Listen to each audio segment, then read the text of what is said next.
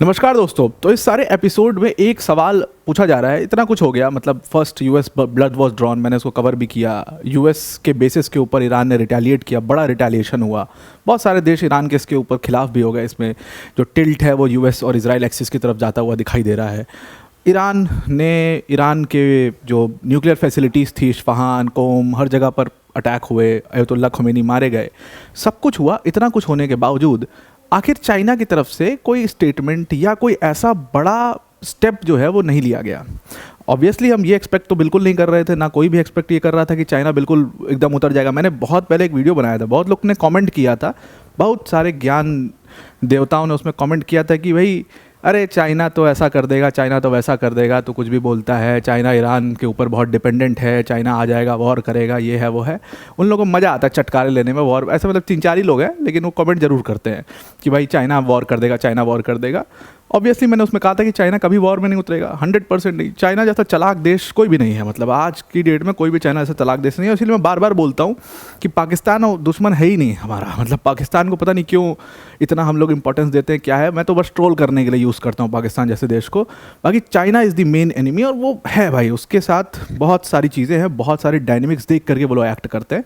तो चाइना कभी भी इस तरीके से नहीं आएगा। बट फिर भी जिस लेवल का सपोर्ट जो हम एक्सपेक्ट कर रहे थे, क्योंकि चाइना का ऑयल इम्पोर्ट थोड़ा बहुत ईरान के ऊपर डिपेंडेंट है, इसलिए हम एक्सपेक्ट कर रहे थे एटलीस्ट कुछ भी स्टेप्स चाइना की तरफ से लिए जाएंगे। और जिस तरीके से शुरुआत में चाइना ने इक्विप करना शुरू किया ईरान को, तो भी ये देखा जा रहा था कि शायद हो सकता है कि चाइना इसमें कुछ ना कुछ स्टेप्स तो ले सकता है। एक कंडेमनेशन मैसेज के बाद और कुछ भी चाइना ने नहीं किया इसमें, तो सिग्निफिकेंट कुछ भी नहीं किया। इसको बहुत सारे एक्सपर्ट्स के अपने स्पेक्यूलेशंस हैं, उसको मतलब गौर करके हम थोड़ा सा ये देखने की कोशिश करते हैं कि आखिर चाइना अंदर ही अंदर कौन सा खेल खेलना चाह रहा है यहाँ पर, और एग्जैक्टली इसके ऊपर ईरान के ऊपर इसका क्या इंपैक्ट पड़ेगा। डिटेल में इसको डिस्कस करते हैं। पर वीडियो में आगे जाने से पहले एक बड़ी अनाउंसमेंट है अनअकैडमी टीम की तरफ से कि कल 10 बजे लाइव सेशन हमारा यूपीएससी मंजिल बाय अनअकैडमी चैनल पर होने वाला है, जिसमें हम आर्टिकल 16 के ऊपर बहुत ही शानदार गहन डिस्कशन करने वाले हैं। तो कल आप इस सेशन में मेरे साथ जरूर से जुड़िए। और ये जो सेशन होगा ये यूपीएससी मंजिल बाय अनअकैडमी चैनल पर होगा। इसका लिंक हमने डिस्क्रिप्शन में आपको दे दिया है, उस पर क्लिक करके आप इसको ज़रूर से ज्वाइन कर सकते हैं। और इस पूरी पॉलिटी सीरीज़ को फॉलो करने के लिए आप यूपीएससी मंजिल बाय अनअकैडमी चैनल को ज़रूर से सब्सक्राइब कर लीजिएगा। Now coming back to the topic. देखिए, अगर हम देखा जाए तो चाइना और ईरान की जो दोस्ती है वो बहुत पुरानी दोस्ती है। लगभग 25 साल का रिलेशनशिप है, 25 साल का पूरा। और एनर्जी और infrastructure, Belt and Road Initiative, इन सब की दोस्ती, पूरी बहुत लंबी दोस्ती चाइना की चली आ रही है। चाइना का भी एनर्जी इंफ्रास्ट्रक्चर की अगर हम बात करें तो चाइना ने एनर्जी में, अगर वेनेजुएला के एपिसोड के बाद आप देखोगे तो थोड़ा सा ईरान के ऊपर और ज़्यादा अपना रिलायंस बढ़ा दिया है। हमने इसको डिस्कस भी किया था कि वेनेजुएला में जब से निकोलस मादुरो की सरकार गई, डेल्सी रॉड्रिगेज का अपना एक डील हुआ यूएस के साथ, और यूएस ने सबसे पहला कंडीशन ही यही रखा, भाई चाइना को नहीं बेचोगे। तो वो सारी चीज़ हुई, वेनेजुएला हाथ से निकल गया चाइना के। तो Iran was the only thing, Iran was the only country left जहाँ पर चाइना थोड़ा सा डिपेंडेंट हो सकता है, क्योंकि एक लंबी रिलेशनशिप है उनकी। बाकी Iran is not the only country, but yes China is Iran is one of those country जो चाइना के लिए बहुत इंपॉर्टेंस रखती थी एनर्जी के पॉइंट ऑफ व्यू से। Second is Russia, then there is Saudi Arabia also, एक significant हिस्सा सऊदी अरेबिया से भी आता है। तो चाइना के पास ये सारे देश थे। अब इतनी सिचुएशन ख़राब हुई, यूएस इजराइल ने अटैक कर दिया चाइना के ऊपर, अयतुल्ला खमीनी मारे गए, चाइना की तरफ से मैसेज आया, उन्होंने कंडेम किया, लेकिन उन्होंने कुछ भी उससे ज़्यादा, इससे ज़्यादा कुछ भी नहीं बोला।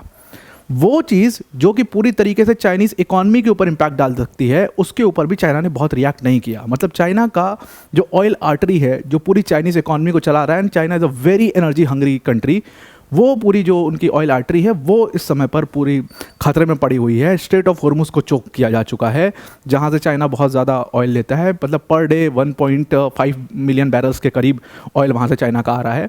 तो फिर चाइना ने आखिर रिएक्ट क्यों नहीं किया? इसमें सवाल होता है कि भाई बाकी देश का भी तो आ रहा है, बाकी देशों ने भी तो रिएक्ट नहीं, भारत ने भी कहाँ रिएक्ट किया? भारत ने भी बस इतनी बात कही है, कंडेम तक का भी मैसेज नहीं किया है अयतुल्ला खमीनी के मरने के बाद। ठीक है, वो अपने कुछ मतलब उनके समीकरण हैं, अपनी कुछ डायनेमिक्स वो लोग देख रहे हैं, तो इसलिए नहीं किया। लेकिन इस पूरे वॉर को लेकर के शांति के लिए भी 1-2 मैसेज आया, उससे बड़ा और कुछ नहीं। और कर भी क्या सकते हैं, ये भी एक बहुत बड़ा सवाल है। नहीं, चाइना का इसमें बहुत बड़ा रोल था। चाइना सिर्फ और सिर्फ, आपको समझना होगा कि इंडिया का रिलेशनशिप ईरान से, इंडिया का रिलेशनशिप इजराइल से, इंडिया का रिलेशनशिप यूएस से बहुत डिफरेंट है। जो चाइना और ईरान का रिलेशनशिप था, it was not only economic relationship और इकोनॉमिक पार्टनरशिप, बल्कि उससे ज़्यादा it was mostly defensive also. जिस तरीके से Chinese defence systems, air defence system आप देखो पूरा इक्विप था ईरान, लेकिन वो पूरी तरीके से फेल हुआ। पाकिस्तान का जो हाल हुआ वही ईरान का भी यहाँ पर हाल हुआ। और ये तो खैर इसके ऊपर हम एक दूसरी वीडियो करेंगे कि चाइना का डिफेंस पूरा बहुत ही ज़्यादा उन्होंने डिसअपॉइंट किया इन दोनों देशों को। पाकिस्तान की हालत आपने देखी थी पिछले वाले में, सारे एयर डिफेंस सिस्टम्स फेल हुए, और अब वही चीज़ ईरान के अंदर भी देखने को मिला। तो चाइना ने यहाँ पर कंडेम किया, बोला सीज फायर कर लो, ये वो सारी चीज़ें बोली, लेकिन उन्होंने किसी भी तरीके का जो एक्सपेक्टेशन थी कि भाई कम से कम, अब ये तो मैं मान के चल रहा था कि वो मिलिटरीली तो कभी भी नहीं लड़ेंगे आकर के, ना यूएस से ना इजराइल से। एक चीज़ किया जा सकता था यहाँ पर कि चाइना इकोनॉमिक रिटेलिएशन दिखा सकता था। जैसे यूएस ने जब चाइनीज़ इकॉनमी को डायरेक्टली इन्फ्रिंज मतलब हर्ट करने की कोशिश करी थी, तो चाइना ने भी बैकफायर किया था। चाइना ने भी इकोनॉमिक रिटेलिएशन दिखाया था, उन्होंने भी सप्लाई वप्लाई अपनी रोक दी मतलब, और उसके बाद यूएस को तुरंत घुटनों पर भी आना पड़ा। वो सारा एपिसोड हमने डिस्कस किया है। तो ये हो सकता था, लेकिन वो भी चाइना ने नहीं किया। अब यहाँ से सवाल खड़ा होता है क्यों, इसको हम थोड़ा सा डिकोड करने का कोशिश करते हैं। देखो, फरवरी 28 को ये मामला शुरू हुआ, यूएस और इजराइल ने फाइनली डिसाइड किया। अब इसके पीछे कौन था? सऊदी अरेबिया था। सऊदी अरेबिया ने मतलब करवाया और सारी चीज़ें थी, और ये बेस्ट टाइम था जब आप उनको हर्ट कर सकते थे, ये सारी चीज़ें थी।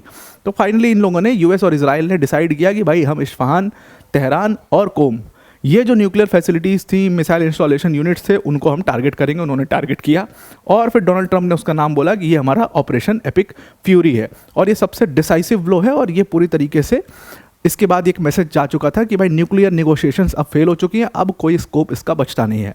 ओमान ने पहले ही कह दिया था कि भाई हमको इतना स्पेस दे नहीं रहे, तो हम उसमें क्या ब्रोकर करें।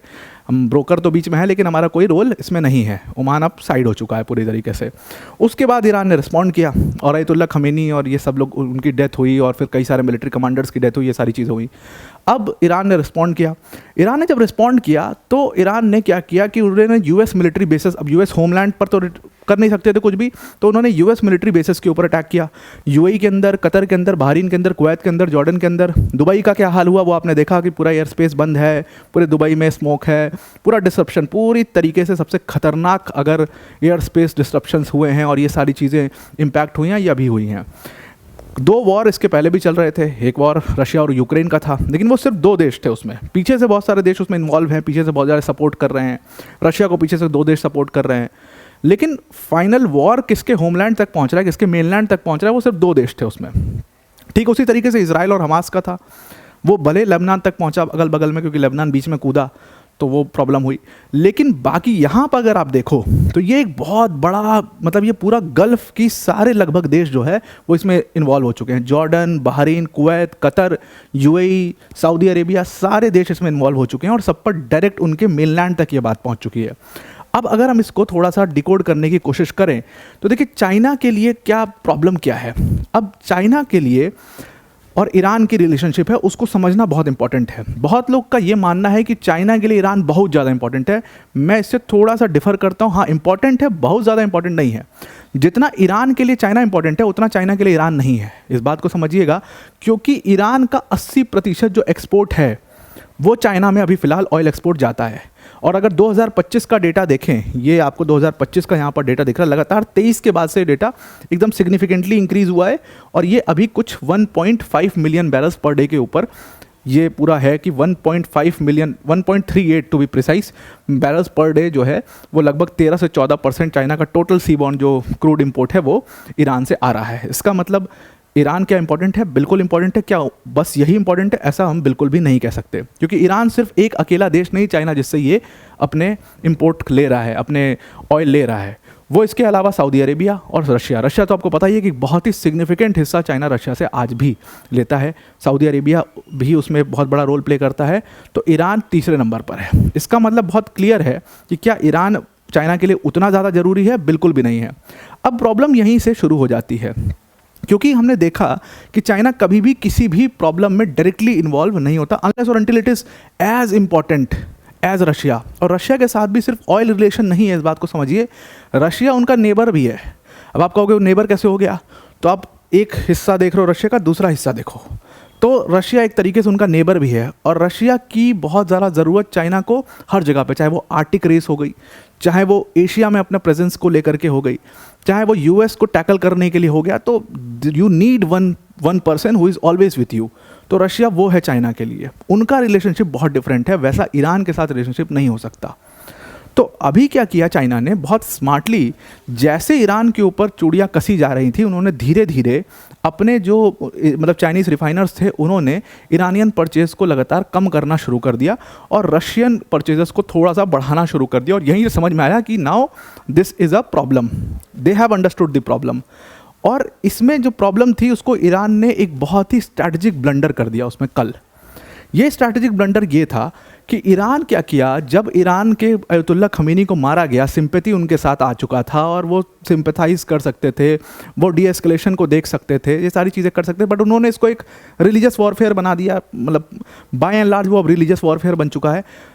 ईरान के लिए ये अब एक पूरा वॉर है, ओपन वॉर है। चाइना के लिए ये ओपन वॉर नहीं है, चाइना के लिए एक स्ट्रैटेजिक ब्लंडर है।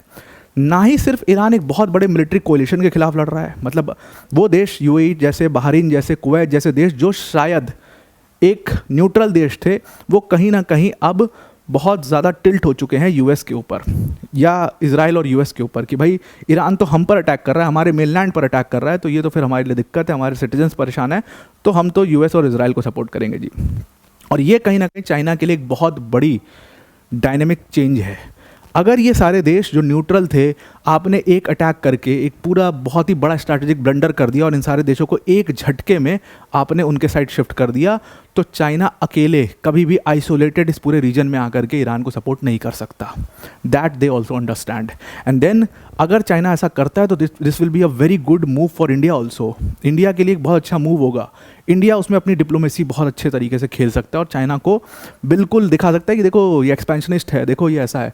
तो चाइना अंडरस्टैंड्स दिस और इसीलिए वो कभी भी इस रीजन में जाकर के ईरान को उस लेवल पर हेल्प नहीं कर पाएगा। और इक्विपमेंट के मामले में आपने देख ही लिया हालात उनके क्या थे। अब अगर हम चाइना और ईरान के रिलेशनशिप को देखें तो 25 साल का फ्रेमवर्क है। Energy, infrastructure, Belt and Road initiative, सारी चीज़ों में लोग पूरा एक दूसरे को सपोर्ट करते हैं। मतलब चाइना के लिए ईरान उतना इंपॉर्टेंट नहीं, बल्कि ईरान के लिए चाइना बहुत ज़्यादा इंपॉर्टेंट रहा है। तो ये पूरा एक इनका जो कुशन जो है चाइना को चाहिए होता है, वो कुशन ईरान प्रोवाइड करता है। वेनेजुएला के बाद जो एक कुशन चाहिए था वो ईरान प्रोवाइड करता है।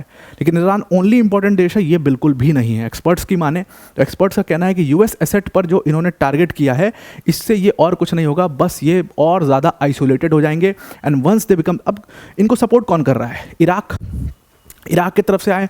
इराक का अपना स्टैंड आप देख लो, कोई स्टैंड नहीं इराक का। और अगर हम एक बड़ा सपोर्ट देखें तो कहीं से भी किसी देश की तरफ से अभी तक कोई बड़ा सपोर्ट ईरान के लिए नहीं आया। लेबनान ज़रूर है, लेबनान का एक मिलिटेंट ग्रुप है हिजबुल्लाह, उसको अभी ऐसी तैसी कर देगा इजराइल। हमास ख़त्म हो गया। तो now Iran is typically isolated into the gulf reason.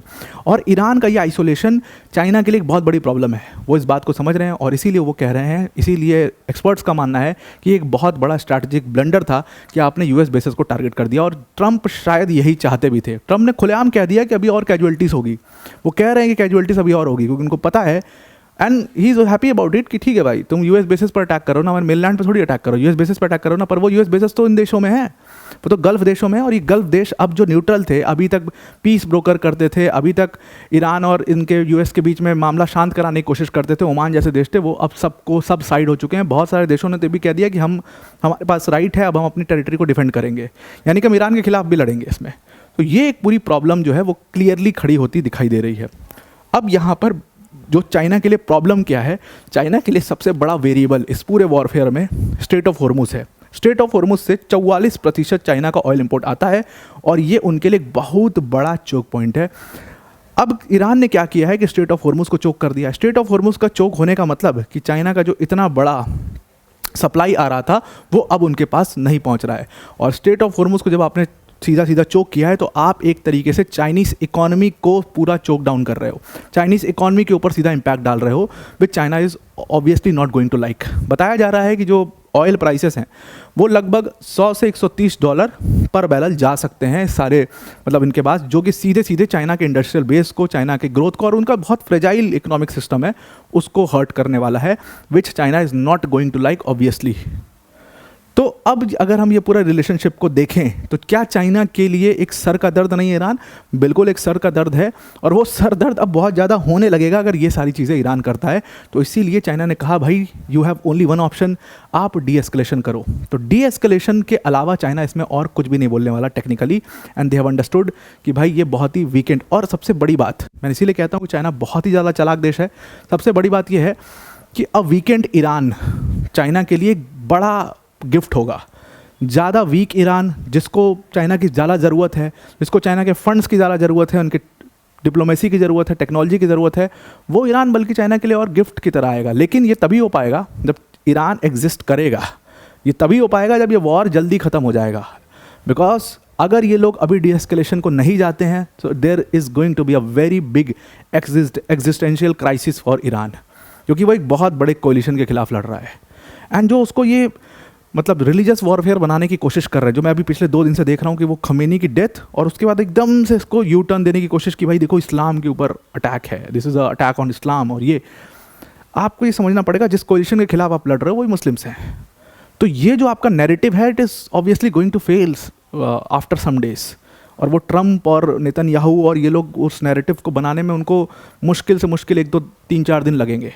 वो उस नैरेटिव को तुरंत ओवर पावर कर देंगे। आपको लग रहा है कि आप जो पूरे ये रील्स चलवा रहे हो, आप जो पूरा मीडिया नैरेटिव क्रिएट करवा रहे हो, ये टिक पाएगा यूएस और इजराइल के नैरेटिव्स के सामने? नहीं टिक पाएगा। ये ऑब्वियस सी बात है। मीडिया नैरेटिव में, सोशल मीडिया नैरेटिव में वो आपसे बहुत ज़्यादा है। बस सोशल मीडिया जो आप यूज़ कर रहे हो वो उनका है। सो इस नैरेटिव में आप उनसे कभी नहीं जीत सकते। इस नैरेटिव में चाइना उनसे नहीं जीत पाता, तो आपका बहुत मुश्किल है जीतना। तो ये पूरा नैरेटिव ऑब्वियसली फेल होने वाला है। तो उनके पास एक ऑप्शन है डीएस्केलेशन का, और इसीलिए मुझे लगता है मसूद पेशकियान इसमें सबसे समझदार व्यक्ति हैं। मसूद पेशकियान ने कहीं ना कहीं वो डीएस्केलेशन के एफर्ट्स शुरू कर दिए हैं through Oman and through different other countries, and China भी उसमें एक अच्छा रोल प्ले कर सकता है। हालांकि चाइना, मुझे नहीं लगता ये कोई भी ब्रोकर पीस वीस में पड़ने वाला है। अब आपको पूरा आर्टिकल समझ में आ गया होगा। आज के लिए इतना ही। Thank you and have a nice day.